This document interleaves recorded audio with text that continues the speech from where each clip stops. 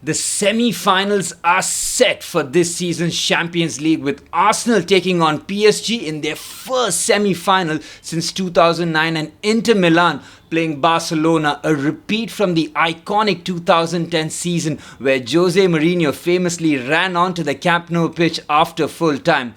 But the first place we have to start is Arsenal battering Real Madrid over two legs, and yes, it was a real battering. The aggregate score could have been a whole lot worse for Real Madrid if not for Thibaut Courtois' heroics in that first leg, and that's as perfect as a two-legged performance that Arteta and Arsenal could have dreamed about. Winning comfortably at home and being even more comfortable in the cauldron which is Santiago Bernabeu shows just how far that this Arsenal side have come. 2-1 on the night and 5-1 on aggregate, and the only reason that Madrid got one is because William Saliba gifted them a minute after Saka's chip over Courtois, which pretty much killed the tie. Arteta tactically outclassed Ancelotti and was brilliant in the two legs, a real statement which would have rung around Europe. Declan Rice was impeccable and the man of the match, and rightfully so in both those games. Interceptions, duels, the carrying and driving the ball through the opposition half, and those two sensational free kicks in the first leg. It was all action.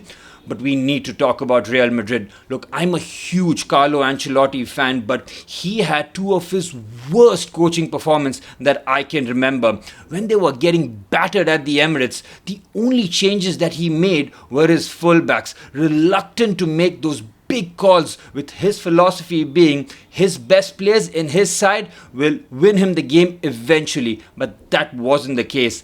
And that second leg, what was that from Real Madrid?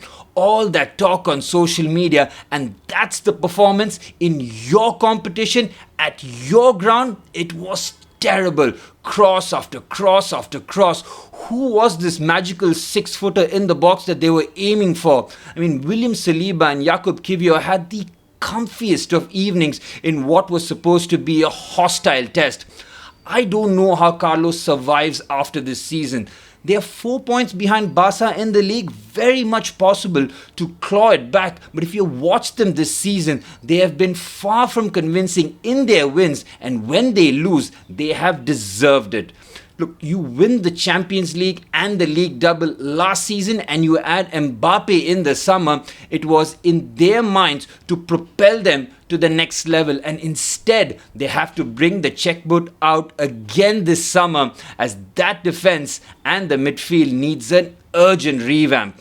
And to add to Kylian Mbappe's woes, his former team PSG, while they sweated it out at Villa Park, went through and will now face Arsenal in the semis. The script was written beautifully for Mbappe, playing PSG in the semi-finals, but now he and Madrid have been bounced out in humbling fashion, and PSG look like one of the most exciting teams to watch in Europe. And if PSG are to win that Champions League for the first time in their history the season after Mbappe leaves, it is legacy denting for one of the game's superstars.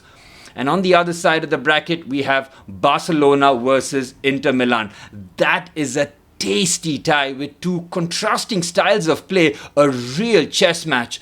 Both Hansi Flick and Simone Inzaghi are top coaches with set identities and have their whole squad buying into their respective philosophies.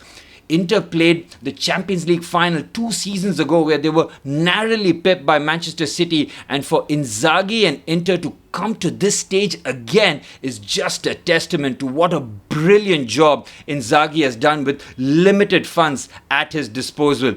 That back three of Bastoni, Acerbi and Pavard, two outstanding wingbacks in DiMarco and Denzel Dumfries, an all-action midfield trio of Barella, Mkhitaryan and Çalhanoğlu, and two gun forwards in Lautaro Martinez and Marcus Thuram. There is a lot to like about this team, and they keep going from strength to strength. And then there's Barcelona. Look, with all their financial troubles widely publicized, it looked like they will have to move from pillar to post to dig their way out of this hole. But what they did to alleviate all those issues was to hire a brilliant manager in Hansi Flick.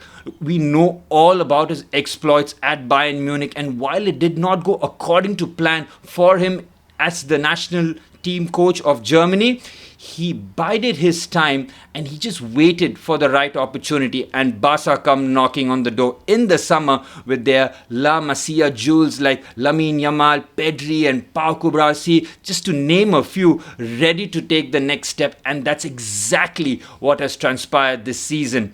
The league hasn't been smooth sailing, but they bang goals for fun. They've scored 20 goals more than that Real Madrid attack in the league. Just shows you how potent they are with that frightening forward line of Rafinha, Lamine Yamal and Lewandowski, who at the age of 36 has scored 40 goals in all comps this season. Barcelona are well on track to complete the league and Champions League double this season, and if that is to happen, I'm looking at Lamine Yamal, age 17, needing just the World Cup to complete football. That is absolutely mental.